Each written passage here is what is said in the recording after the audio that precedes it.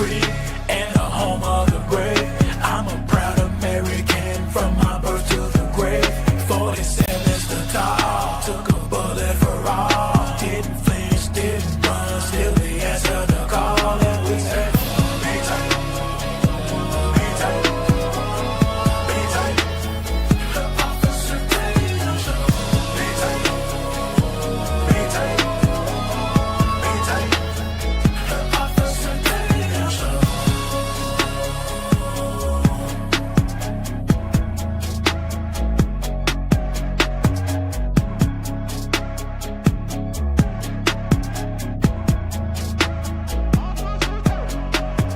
Oh, the land of the free and the home of the brave. I'm a proud American from my birth to the grave. 47's the top, took a bullet for all. Didn't flinch, didn't run, still the answer the call. And we said, be tight, be tight, be tight. The Officer Tatum Show. Be tight, be tight, be tight. The Officer Tatum Show.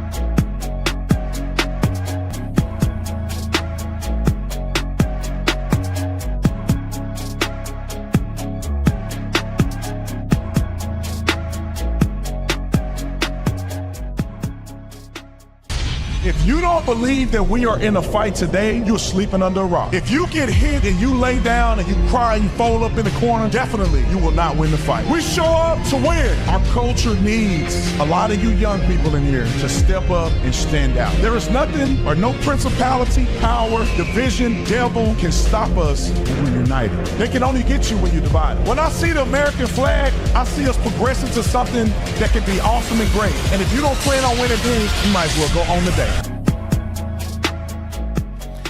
What's going on, ladies and gentlemen, ladies? Welcome back to another Officer Tatum show. I know you guys missed me. I missed you too. We got a whole bunch of stuff to talk about, and it's very hard for me over the weekend. I'm telling you, I'm trying to have a weekend. I'm trying to spend time with my family. I'm trying to be a normal human being, but it's very hard for me over the weekend to just shut up and not say nothing, right? I'm just like, I literally want to call people in and like, let's go live every day of the week because there's always something going on. There's always shenanigans, you know, popping off over the weekend. And we're going to talk about a few of those today. But I want you guys to know, if you like this shirt, all you got to do is go to tatumstore.com, tatumstore.com. And the merch link should be in the description section. Or if you just go to tatumstore.com, you'll be able to buy this shirt. This is one of my favorites. I love representing Jesus. And I think that more Christians should be bold and representing your Lord and Savior. He was bold in representing you on that cross. And there's nothing wrong with being bold to represent him. Also, another item while everybody get into the live stream is that we've already raised like $3,000 or $4,000 for that restaurant, Salt and Honey restaurant in Myrtle Beach. So shout out to everybody who gave and supported. 100% of the proceeds are going to go to that restaurant. I don't do this for me to make no money. I don't need it. I think the good people that do the right thing deserve to be blessed. So if you want to give to that, maybe go to the video that I made, the follow-up video that I made about it, and you can go hit that link and give. And maybe we'll put the link in the live stream. Just you know, be resourceful and find it if you are interested in supporting that. Follow me on Substack. If you have a Substack, one of my most viral Substack videos had 30,000 views or something at this point, was my article about Israel and the whole conflict that's going on. I kind of put it in perspective.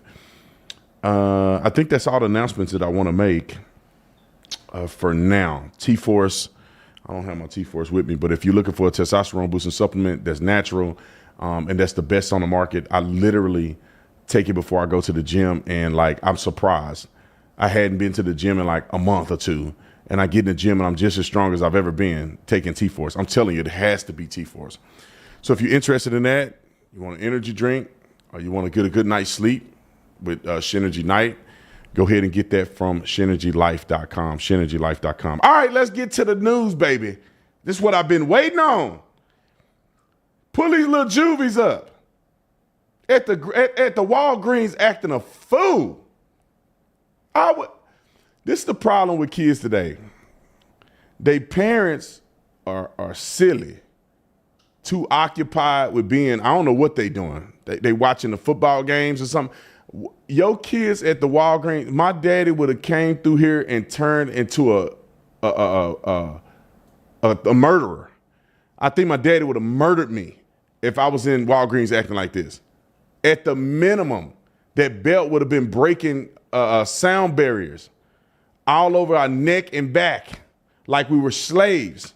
If we were in a store acting like this, who is raising kids to talk like this as they are stealing? This is not kids rebutting a person who's being a Karen, which is still wrong, but it's not like they're rebutting a person that's doing something wrong against them. These kids deliberately went into a Walgreens and was stealing. And they little kids. These ain't teenagers. These little kids. Roll the video, and then after we watch this, you're going to see why, in part, these kids act like this. Roll it. You got like 10 seconds to open up this door. I swear to God, I'm gonna break this door. 10. Open this door. Oh, come on, Mom. Come on, Mom. And these kids out here in night clothes.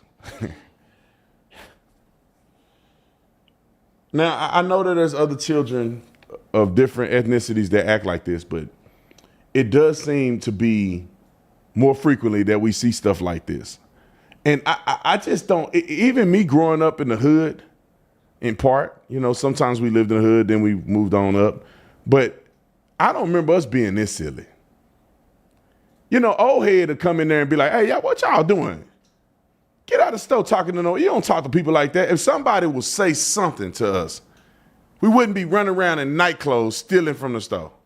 It just wouldn't happen. We were bad, but we weren't doing this. Finish the clip. Show 4 out of that. Dad, do that. You can open the door. Open the door. Hey, get this from my face, bro. I'm gonna open up this door because I'm not playing. All I know is y'all better open it. I'm not playing with y'all. You know how to count. You have hands. Open the door. Open up this door before we break this. Break it. Go ahead. I'm gonna break some up in this. God, I'm gonna. You guys must be dumb. I would like that fight with y'all. Do not play with me. You do not like that, but you can't open the door. Do not play with me. Open this door, I'll trash it. You can open it. I will trash this. I'm closed. All right, we're sorry. Let me address this. Okay, hold on. Now this ghetto bird is finna say the stupidest thing you ever heard. But I want y'all to pay attention to something. The lack of fathers is why boys acting like this. There's 2 reasons, potentially 3 reasons, that these boys don't have no daddy in their life. One is mama is a nut and she done had these boys and pushed the daddy away, won't let him see the kid, just drama. And so daddy then ain't got no time for it. That don't make him right, but that's a scenario. The other one is that he a hitter and quitter. That means he hit it and quit it and he ain't taking care of his responsibilities. The third one could be he probably died or went to prison. Those are the only reasons I can think about these boys don't have no daddy. Listen to what she's saying, because this their sister, and then listen to the reference of the adult in their lives. Roll the clip. What y'all sit up right. So these people in the comments, what y'all got to say to them? Okay, so please, can people stop saying they mama poor, they can't afford food, our mama can't afford food. And second of all, we fully dressed, we got get clothes. more money than you. Second of all, y'all get off.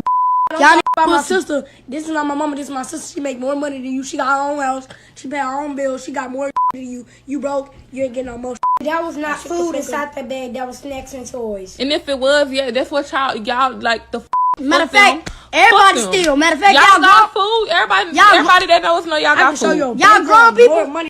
But yeah, like at the end of the day, my mama did not know that they got dropped off. But yeah, and everybody in the comments talking about they mama this, they mama that. My mama did not know they was stealing. Was not with my mom. Now y'all see there ain't no reference to daddy nowhere. Ain't my daddy nothing. My daddy didn't know. My mama didn't know that, but daddy ain't even in the question. That's why these boys acting like this. Let me just put this in perspective. Y'all know it if you're honest. And some of y'all, no matter what color you are, done had this happen to you in your life. It's not just the black thing. Unfortunately, black people deal with this more than anybody else because the black fathers, for whatever reason, ain't in their kids' life at a higher rate. But boys, at some point, begin to turn on their mama. And when I say turn on their mama, they begin to lose respect the more and more that they grow up and get older and they got mama still kissing their butt and trying to be mama, the nice, soft mama to the kids instead of putting the hammer down. And then the problem is when women try to put the hammer down, a lot of them go overboard because they doing too much. You're not supposed to be mama and daddy. And at some point, the boys begin to lose respect for their mama. I'm telling you, it happens. And I don't think the boys control it. I don't think they want to. But the single mother situation, a lot of the times, not all the time, but a lot of the times, they begin to lose respect for mama. Then they get bigger than mama. Then they get stronger than mama. But then they watching mama in non-stable relationships. They watching mama got dudes coming in and out the house. They hear mama at night with a boyfriend. And mama don't think the boys are the boys are losing respect. Then they hear mama always talking bad about their daddy. Mama always alienating the daddy. Little boys build resentment. And I don't know if they know that they're building it. It's a subconscious resentment. And when little boys don't have a relationship with their father, mostly their biological dad, stuff begin to fall off the rails psychologically with these boys. I just saw a clip yesterday, and I put it in the chat, but I saw a clip yesterday of a psychologist explaining why young boys end up being homosexual. And it's exactly what I've been saying. I swear I think God gave me the gift of having wisdom. I never read that anywhere. I picked up on it. And now the people who are professionals, peer review research is showing that I'm right. Boys are longing for a connect. They can't articulate it, but they're longing for a connection with their father. Boys that lack the intimacy and connection with their father begin to look for it in another man. And a lot of times that turns into a boyfriend when they get older. That turns into the seeking validation from another man. That's how these boys end up gay. And then they end up being emotional because all they're getting from mama is emotional women stuff. When mama on her monthly thing, she more emotional than normal. And the boys are dealing with that every day. And that's not their character. So now it's a conflict between emotional mama and young boys that don't operate in emotionalism.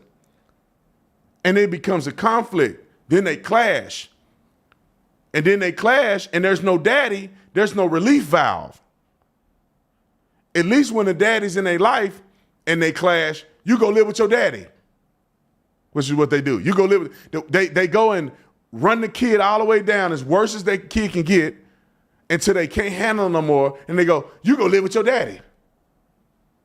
No, you should have let him live with his daddy a long time ago so he could have the foundation of a young man. If it was a young girl, then maybe you'll prolong the time.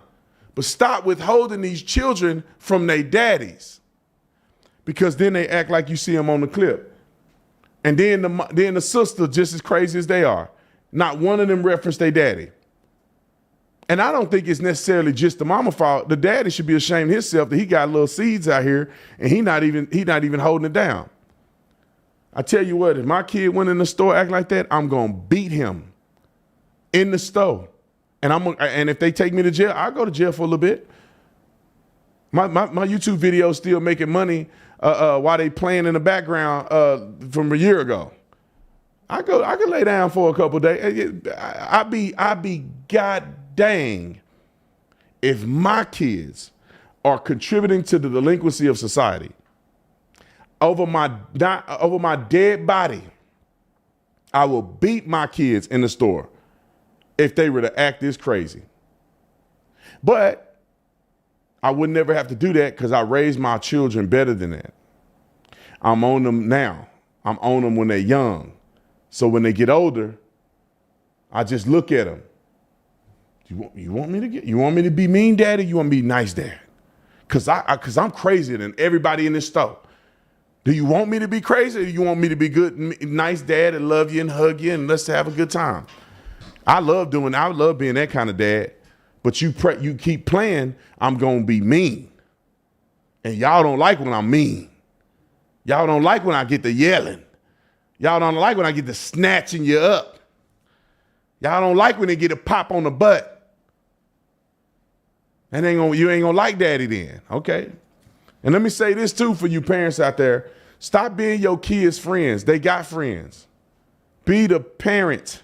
They need you to be their parent. They want you to be their parent. They don't know how to articulate that. They only know how to respond to fun and friendship. But subconsciously, they need you to be stable and be someone they can look up to and give them guidance and direction. They don't need you to be a friend and you grown. Okay. I could go, I'll give you another lesson later on, but somebody need to go to jail for them kids acting like that. Now let's go to some more racism. Here's backlash that a young black girl got because she married a white man. Now let's go to the clip of her talking about her farmland and the historical context of her family and how she's in the South and how they do family gatherings and things like that. And that's all fine and dandy. And it's cool for her to, to acknowledge that. But with all of that being said, why people mad because she married a white man?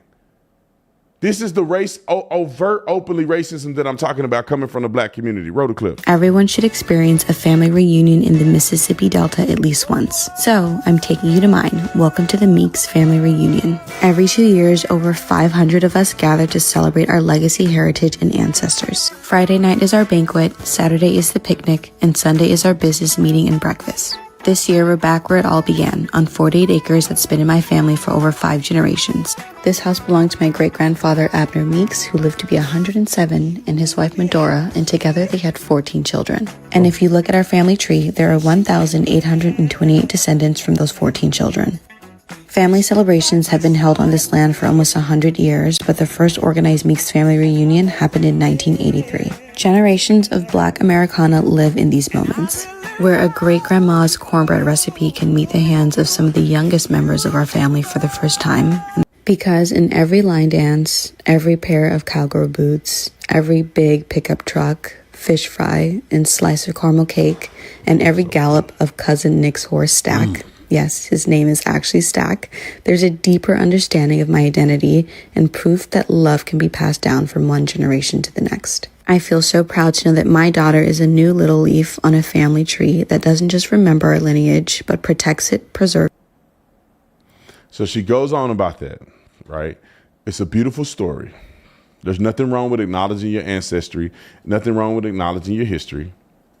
And then people dog her because she married a white man. Here's the video. There's just some of the tweets.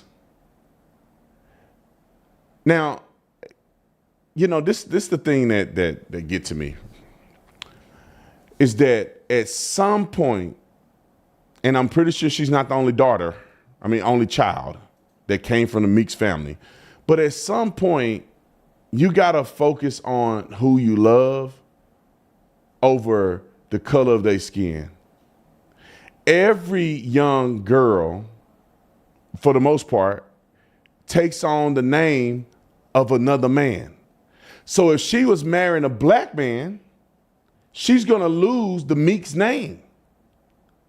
And she's gonna be now into the family and heritage of her husband.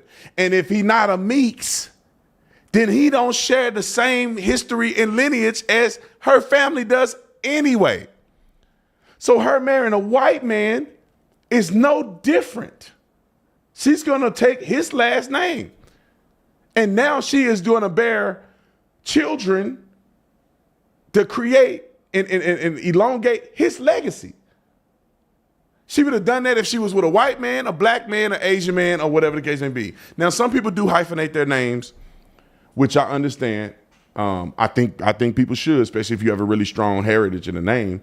Hyphenating your name is a good thing. Or when your kids are born, giving them their middle name is your maiden name, and then you kind of keep that name legacy going. I think that's good. But why black people got to feel that way about other black people? That's the thing. And white people probably feel the same way. But I think that both is stupid. You know, and I'm a man, so it's different than being a girl. My little sister married into the Jackson's family. You know, we all were Tatums. But my little sister married a good man. And I like the guy. And he has a great family. And so that's just is what it is. She gonna always be my little sister. She gonna always be my little Bree. But she got a man, she got a husband now. And that's his wife. You as a man, as a family, you have to give your daughter over to that man. And that man is going to now take care of her. And that man is there, all the Jacksons that are going to be born from her. It just is what it is, man. And if my little sister married a white man, it don't make him no less a part of the family. It don't make her kids no less still the same as us. Only difference is they darker skin. When I was, we had a family, like a little family gathering, a little family vacation in Kauai just recently. And it was like 11 of my family members. We all stayed in the same house. We had a good time. My wife is white. And she came on the trip and we had a good time. Nobody cared about color, nobody's skin. My boys are light skinned. They not as dark as some of the other family members I got. They light skinned. Does that change whether they my cousin or not? I mean, come on, man. Nobody with a connected brainstem cares. It's only as long as people are genuine and they normal. I get and let me be fair about this. I do get the argument that people want to hold on to culture and lineage and stuff like that. I get it. But at the end of the day, we can't act like you got to marry somebody because of the color of their skin and not who you love. Unless a person thinks you can love more than one person, or somehow you can fall in love and you got more than one soulmate. If a person believes that, then maybe, just maybe. But for me, God set me up with Corinne. I don't think it was just a me thing. It was that God set me up with a woman that he knew was the right woman for me, going where God is taking me. All the women I've dated, and I've dated black women, I've dated white women, I've dated Hispanic women, I've dated mixed women, I dated women with kids, I dated women without kids, I dated women who were Christian, most of them. I dated women who wasn't Christian, which was a mistake. But none of those women, no matter what color they are, was a match for what God is doing in my life. Only Corinne was a match. And I don't think God is sitting up there being like, well, you really should marry a black woman. No, what he's saying is you really need to marry somebody in the family, which means in the kingdom. That's the only color I think that God is looking at, is saying, be equally yoked. I don't care what color they are, just as long as they in the kingdom, just as long as they in the fold. God is not pleased with you marrying people that ain't Christian. And that's just my opinion. The Bible does talk about being equally yoked too, right? So I don't think that marrying somebody that's a non-Christian, if you're a Christian, is the right thing to do. I really don't. And I would argue that most of them relationships don't last, or somebody compromises. If you're a Christian or a Protestant and a Catholic get together, somebody's finna water down what they doing. And now there's couples that make it. So you know who I'm talking to. Y'all still doing it right now. So I'm not talking about y'all. But what happens is, over time, their perspective takes ground. So either they start going to Catholic church and become Catholic, or they go to Protestant church and become Protestant. Or the person who's Protestant has to dumb down what they think about Catholics, and the Catholics have to dumb down what they think about Protestants to make the thing work, and they're not even fulfilling the denominational church that they claim that they're a part of. I'm just saying, a Christian and a Muslim, that's not a real thing. Because to be honest, the Muslim thinks the Christian is going to hell, and the Christian thinks the Muslim is going to hell. So how are you going to be married to a person that y'all really think each other going to hell? That's not equally yoked. A Jewish person and a Christian person. It's like if you are a religiously Jew, right? If you're a religious Jew and you think Jesus ain't the Messiah, how is a Christian and a Jew going to be together? Unless they agree that Jesus is the Messiah, or they both floundering and not really believing what they claim they believe or whatever title they put on it. Anyway, I'm done with that one. Let's go to the next one. The Cincinnati mayor and pastor Damon Lynch calls for the victim to be arrested after they got beat down in Cincinnati. Let's put the clip on there real quick, just in case you forgot. Let me tell you what the controversy is now that's emerging. They are saying, and you're going to hear the press conference, they say this in the press conference, that allegedly the white dude slapped, he kind of like mushed the guy in the face. I thought he struck him, but he kind of mushed him in the face. That the white guy mushed the guy in the face, and therefore he deserved it. That's pretty much what they're saying. But it's funny that in the press conference, they don't talk about the woman that got sucker punched and the other white people getting knocked out and hit and stomped. And to be honest, just because a person say the N-word don't give you the right to beat them to death. Just because a person has a confrontation with one person don't give you the right to everybody to jump the guy. And then when it got down, you got black people that probably aren't even related to each other jumping in. Then they hitting every white person around them. Like, that's not legal. Now, I would argue that the guy that he slapped didn't get arrested, and the guy that's the victim didn't get arrested. He could be a suspect in that slapping. Neither one of them got arrested. The people that got arrested were the people that were violently attacking people. After they are already given up, they can't fight no more. They're not even in the fight. That's the problem. And I don't know why black people, not all, but these ignorant black folks can't see that you're being a hypocrite, bruh. So let's play this clip just in case you forgot. Then we're going to play the clip from the press conference. Roll the clip. It's like mutual combat at this point. Mutual. They got the wrong part. Right? They got the wrong part of those. Sleeping.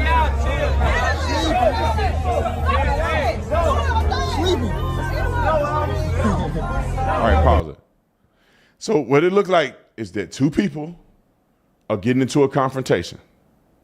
There is no right or wrong people in this at this point. Right? They just two people going at it. Keep playing.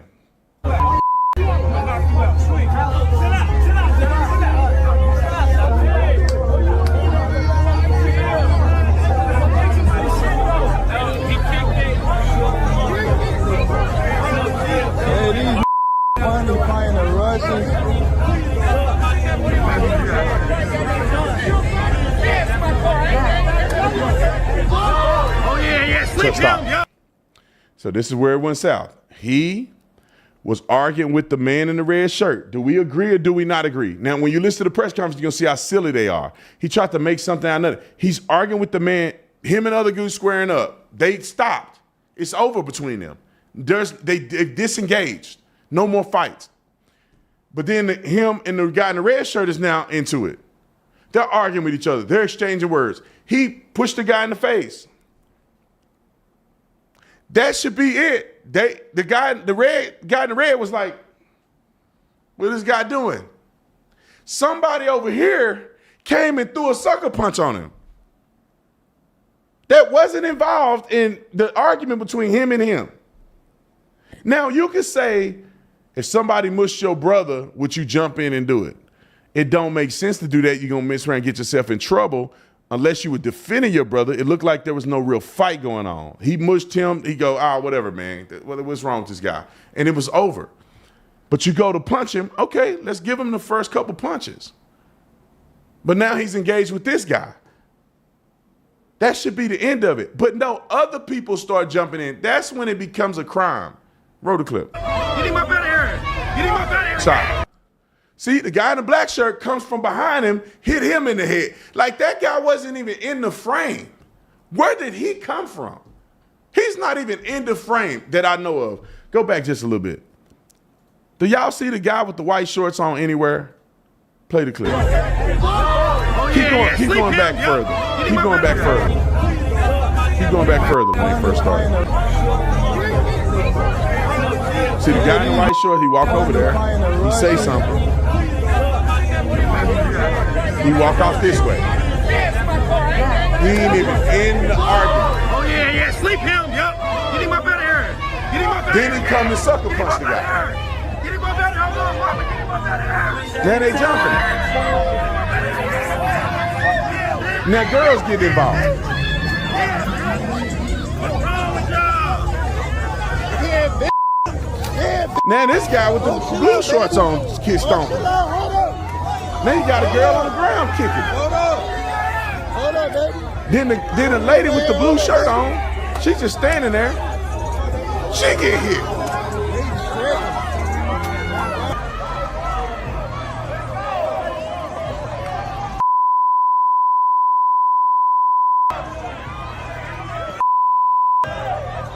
They on the ground, defenseless.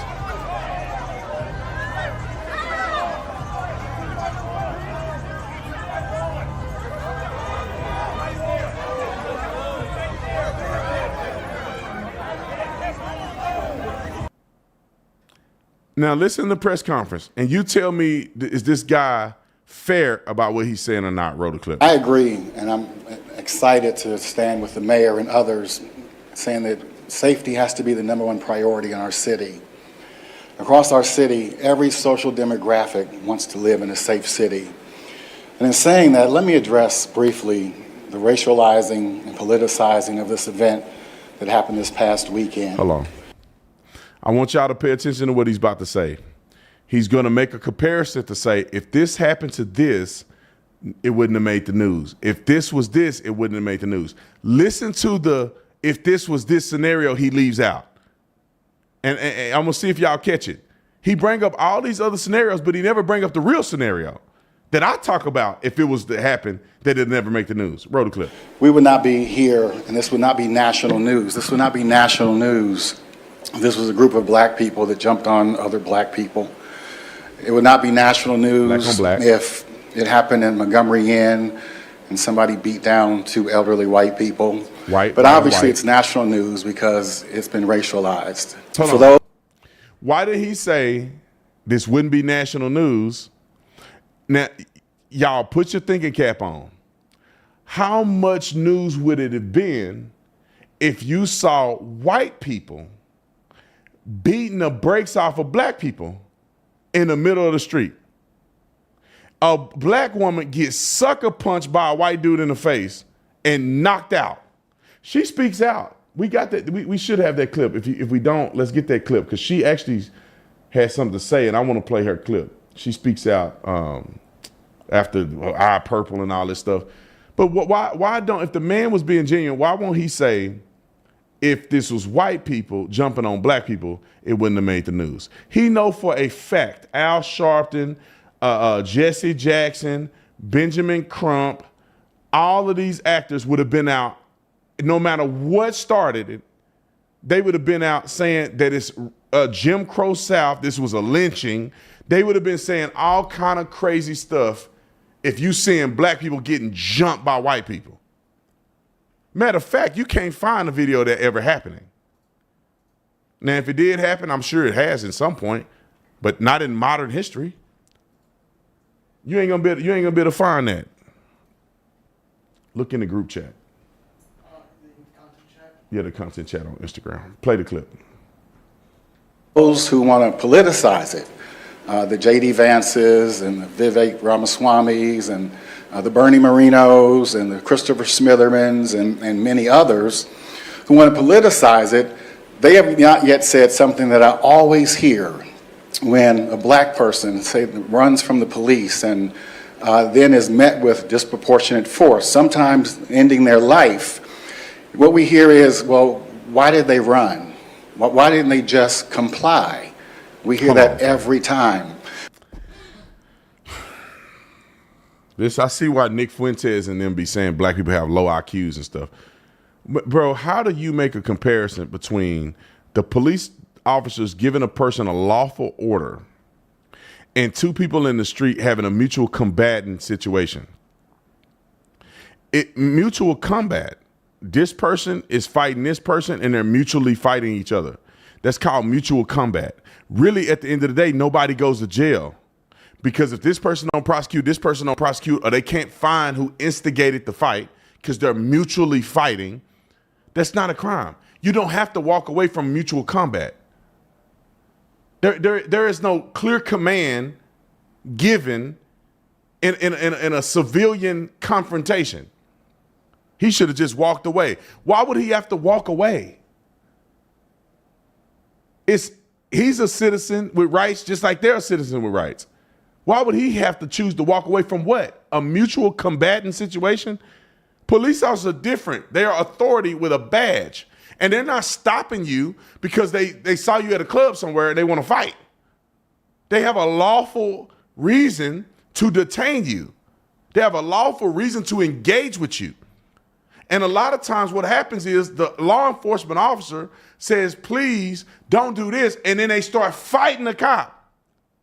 That's how they end up getting killed. They make a lawful arrest. You are under arrest. I can't breathe.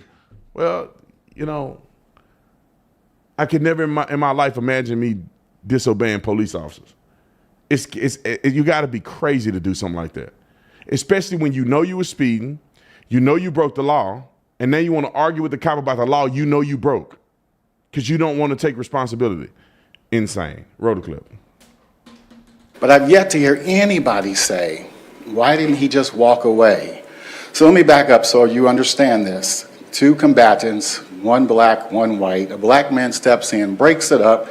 The white guy re-engages, slaps, not the black man that he had just squared up with, but slaps another black man. And nobody's asking, why didn't he just walk away? Time out. And so when I... Time out. He left out a crucial part that you all saw. He squared up with the one guy, but then he got into a confrontation with another guy who was arguing with him. It wasn't that he just randomly slapped some dude over here. They were done. He is engaging in a mutual argument with another guy, which he was wrong for putting his hands on him. But the guy has to prosecute for that to even be a crime anyway, or for anybody to get in trouble anyway. So that's no here nor there at this point. But then the other thing is he said, I don't hear people saying he should have walked away. Well, why couldn't the black people walk away? When it was all said and done and they squared up and they broke it up, why wouldn't the black people just walk away? At that point, both parties could have walked away. Why is it that the white man got to walk away, but the black people don't? If you're going to say people should have walked away, you could consider that the white guy should have walked away and the black people could have walked away. You can also consider once he put his hands on the guy and the guy didn't respond, that other people shouldn't have responded. The guy that he put his hands on didn't engage until everybody started jumping on him. Then he jumped in, but he did him like this, and he was like I don't want to fight. Nobody want to fight out here. But why won't the brother say, why don't we just not engage? He won't say that because he's a racist. That's why he got one of them African horns or African tooths or something on his neck, because he want to be dashiki of the year. Trying to always be pro-African. You ain't from Africa. I almost guarantee he ain't from Africa. Damon Lynch, you ain't from Africa. Why you want to do the African garb? It's crazy to me. Roll the clip.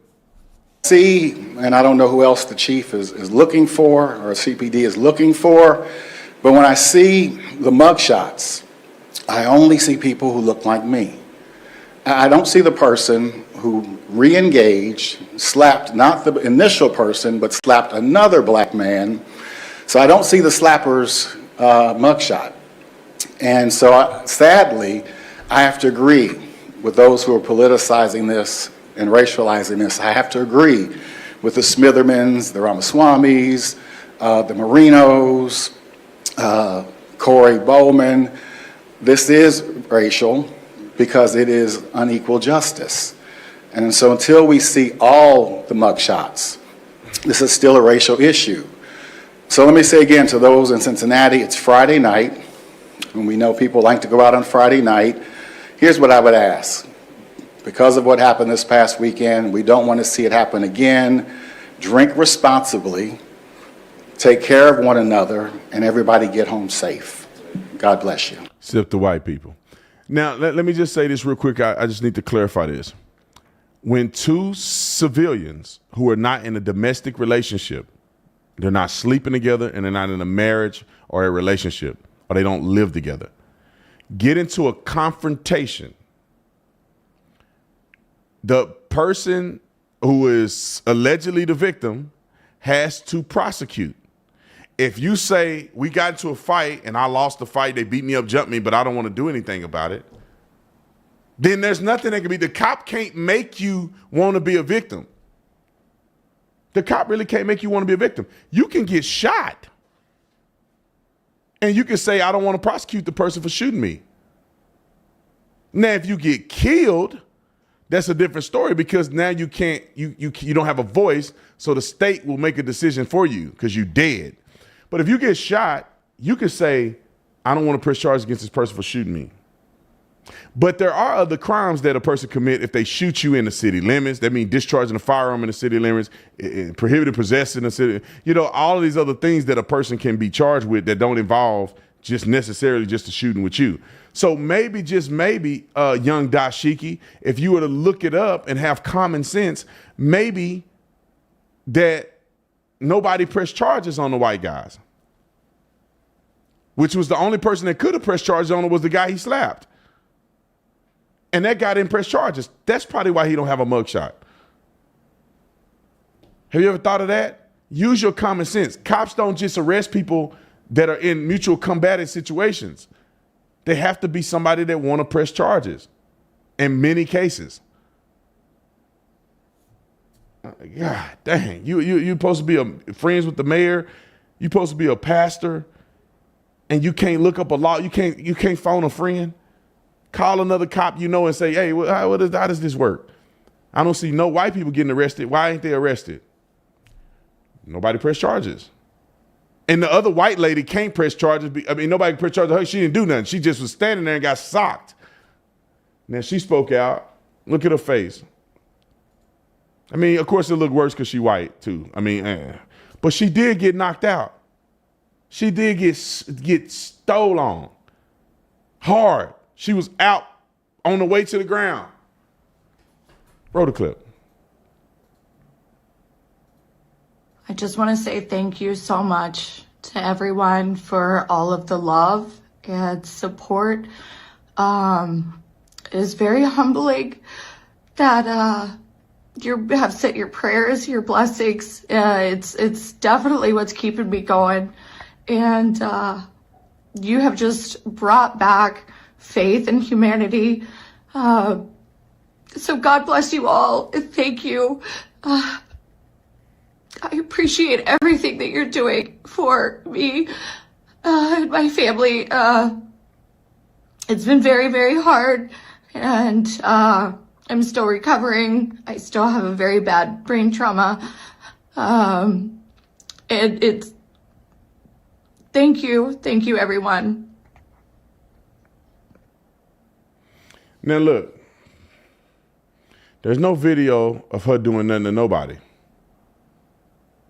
Looked like she was trying to break up the fight. And somebody that wasn't even in the vicinity, well, the guy was in vicinity, but the girl who attacked her first came from the back and hit her like this, in the back of the head. The girl came from the side of the street. She's over here trying to break a fight. A girl comes from the side of the street, runs over and hits her in the head.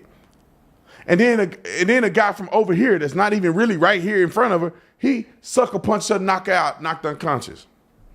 Could have killed her. You bang your head on the ground, you get a brain bleed, dead. I've seen it happen plenty of times. This man is willing to commit attempted murder or even murder because of what? Because she a white lady? I'm telling you, man, the reason that I feel so convicted, or not convicted, but convinced, because I used to think like that. If a white person would have done something to a black person in front of me, I'd have jumped in. Because forget these white people. All this slavery, white people bad, white people bad. I used to feel that way, man.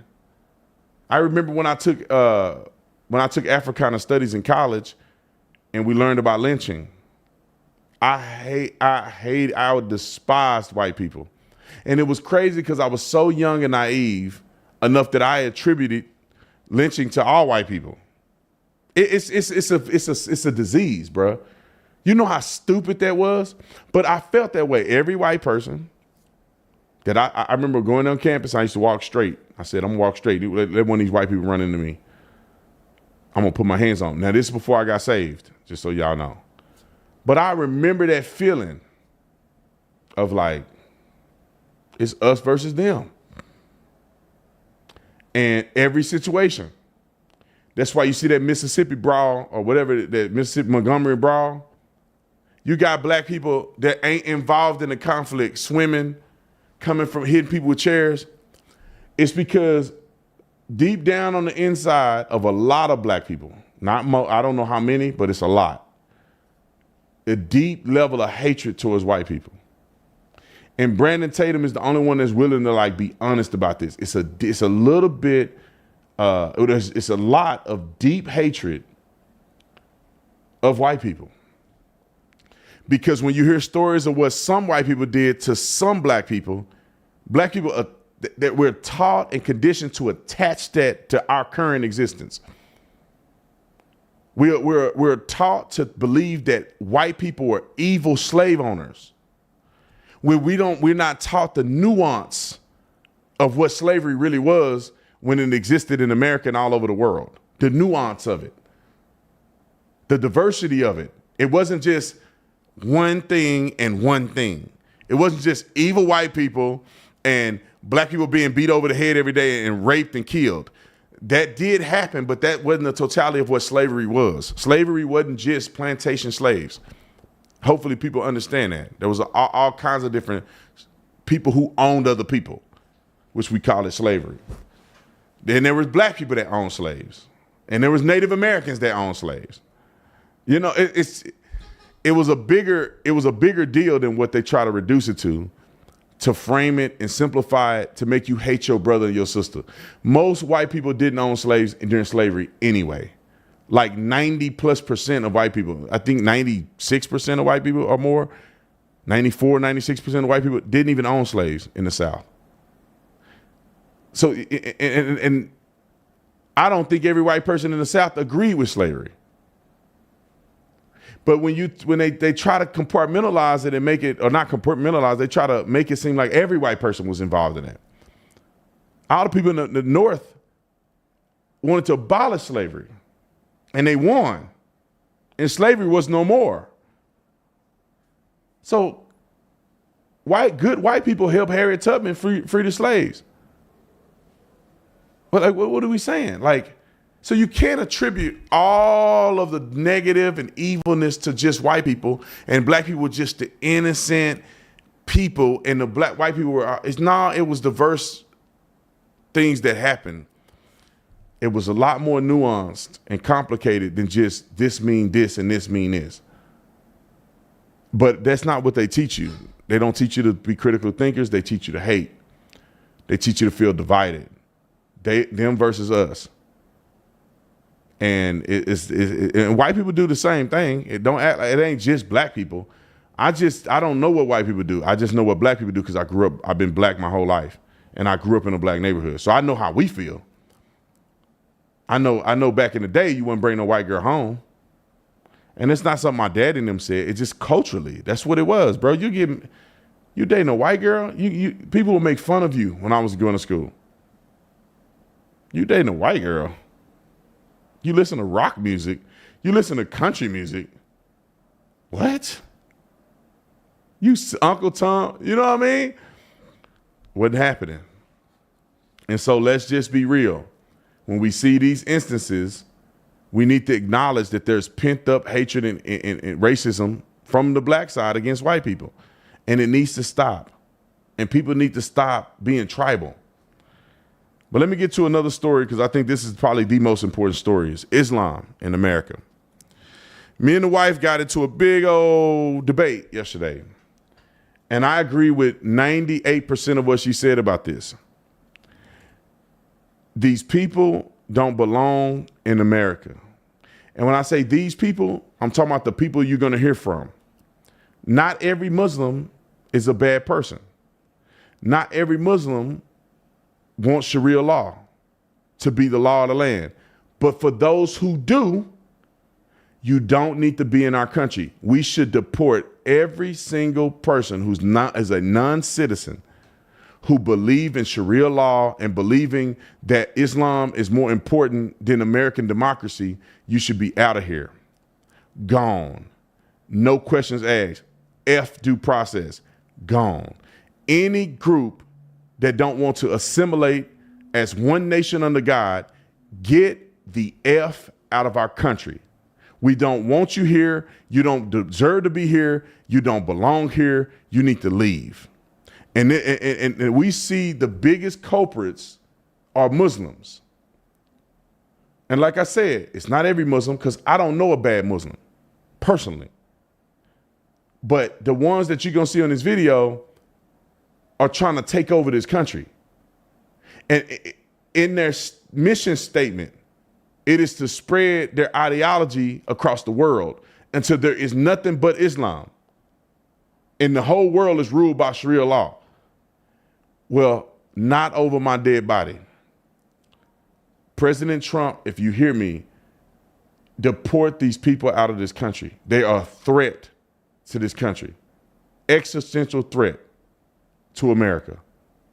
Pushing Sharia law, pushing all of these. If you want to do the little Allah Akbar stuff, go back to your country and do it. Why are you in America? Go to the Allah Akbar countries and go do your little stuff. You want Sharia law? Go live where there is Sharia law. If you want a Muslim caliphate and you want the society to be run by Muslims, there's plenty of Arab countries that are run by Muslims. And you can do your prayer and you can Allah Akbar all you want. Don't do that in this country. If you come to America, you need to put America first, and then you can do your little religious stuff, as long as it's not interfering with somebody else's religion. And let me say this before I play the video. Christians don't do this. Not that I'm aware of. We don't go to people's country and play gospel music over the loudspeakers 5 times a day and saying that we want to turn this into a Christian by force. Turn this into a Christian nation by force. Maybe people say we used to do it, but we don't do it right now. And we don't want them doing it right now because it's not compatible with America. When you watch the video, you'll see what I'm saying. Roll it. When people say, oh my goodness, this Muslim American Society mosque in Philadelphia, we've uncovered videos where the children are singing about chopping the heads off of infidels. And I'm like, I got interviewed by all of a sudden these national news reporters. Can you believe it? What do you expect them to teach at a mosque? They're teaching Islam. That's part of Islam. Can we get that video?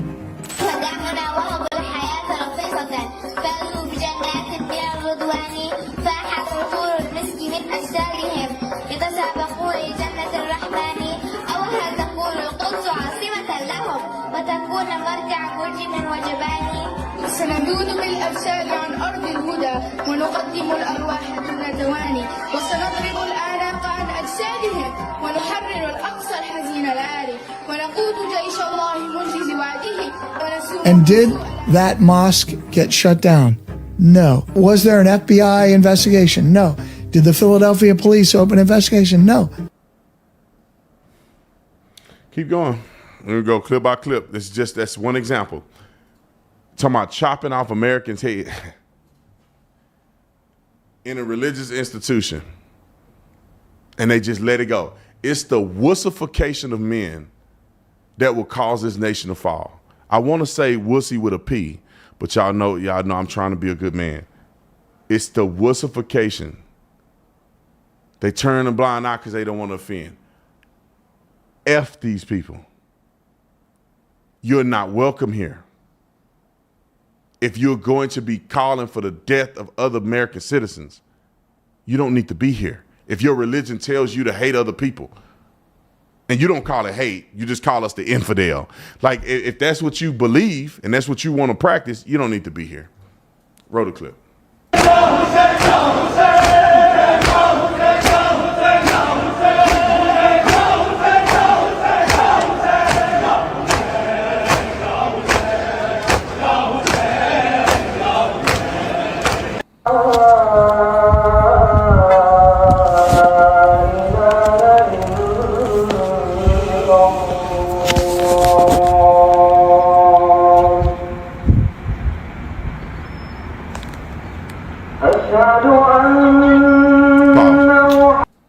Now, how is that acceptable?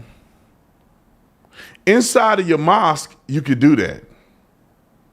But you're broadcasting it out over the sound where everybody who ain't even in your religion has to be subjugated to what your religious practices are.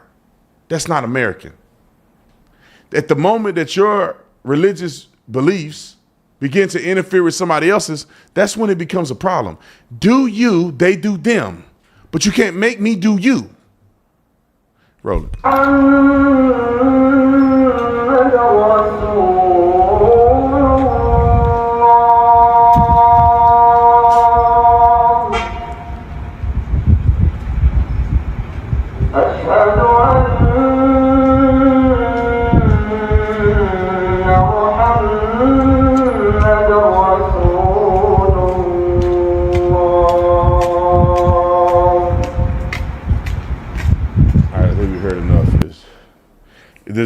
It's just that 2 minutes of that whining. Oh no, it's more. All right.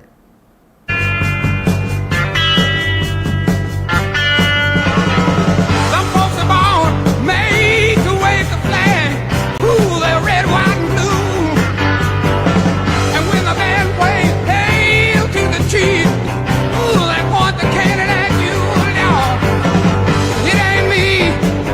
It ain't me. I ain't no senator, son. It ain't me. It ain't me. I ain't no fortunate one. No. Some folks are born silver spoon in hand. Lord, don't they help themselves, y'all. So I'm going to teach you a chant in Persian. So it has two meanings depending on it can mean death to or down with. So Can we get a Marbar America? we can get a Marbar America. Yes, we can. Marbar America. Marbar America. Marbar America. Marbar America.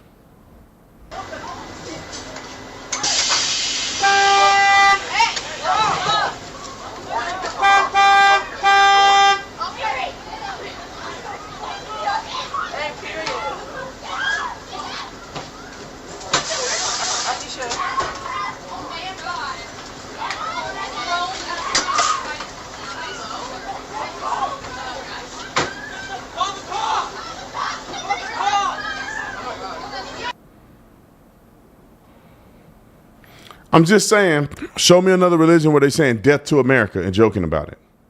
Keep playing them. Feel more comfortable living under American law, or do you feel more comfortable living under Sharia law? Sharia law. I'm a Muslim. I prefer Sharia law. Sharia law, yes. You prefer Sharia law over American law? Of course, yeah. Of course, yeah. And do you find most of your friends feel the same way? Yeah, of course. If you're Muslim, yeah. Sharia law, it says if you steal something, they cut off your hand. So basically, they can leave their stores doors open. Nobody's gonna steal anything because the Sharia is so tight. Usually, they don't do anything. The smallest things usually have big consequences. He can make his daughter marry somebody. Yeah, he can. Yeah, he can. He has the authority, you know. The authority to do that. Yeah, to do that. Play the last one. We're about to experience the Azan here at Masjid Dar al-Hijra. So they're about to make the Adhan right now. Bismillah. The historic moment.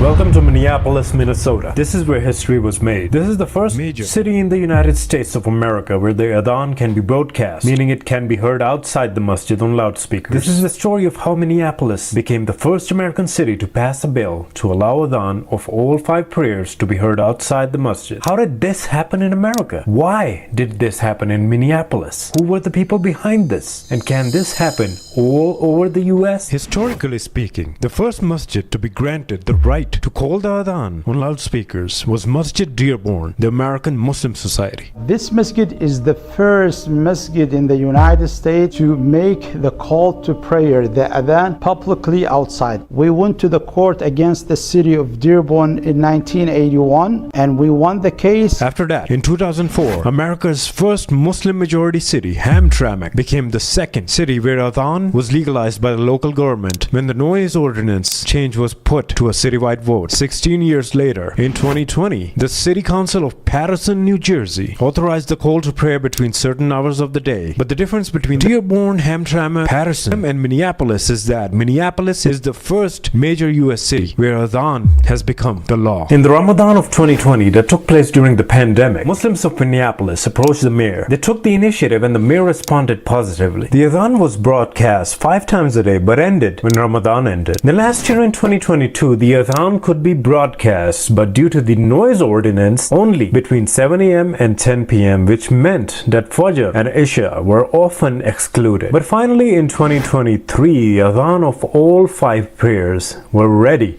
to be broadcast. History was made when the city of Minneapolis signed into law the Adhan bill, allowing masajid within the boundaries of Minneapolis to openly call the Adhan on loudspeakers. All right, stop it, because I'm finna get mad. I'm just throwing it out there. It's not compatible with the United States of America.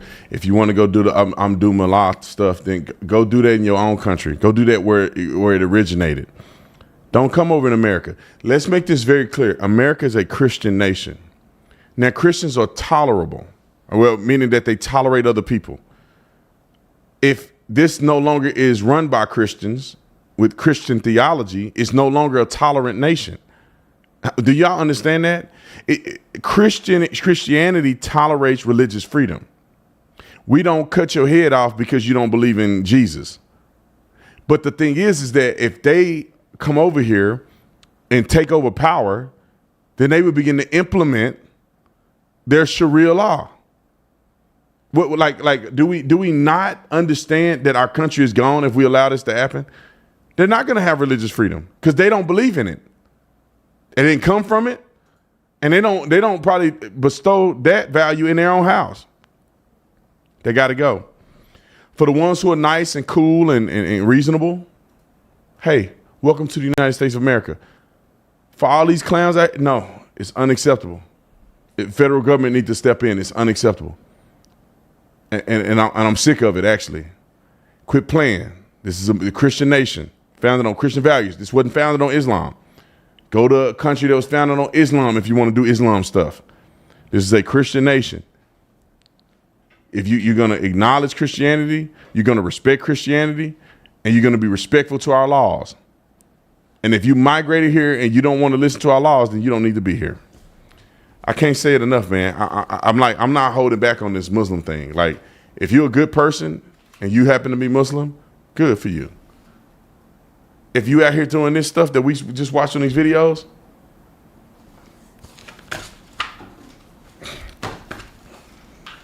you got to go. We got to get these people out of here. Stop letting them come in. End immigration right now. We don't need no more immigrants. We need people to assimilate. Assimilate to the American way. If you don't want, then don't be here, bruh. That's all I need to say. I love you guys. I'm going to get out of here. I got to run. I'll see you on the next one. Oh, the land of the free and the home of the brave.